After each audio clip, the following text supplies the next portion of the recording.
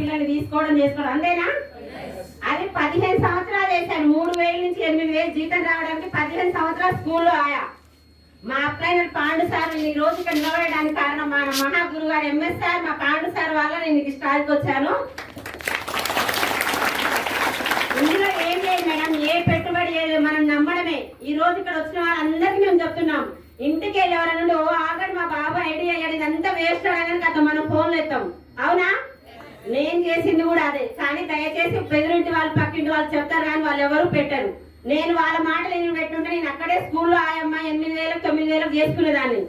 చాలా మంది అయితే చేస్తారు. నేను ఈ రోజు హైయెస్ట్ ఇన్కమ్ 82,634 రూపాయలు. అదే నేను బయట ఎన్ని సంవత్సరాలు చేస్తే నాకు 82 ఇస్తారు. అది ఒక్కటి గుర్తు పెట్టుకోండి.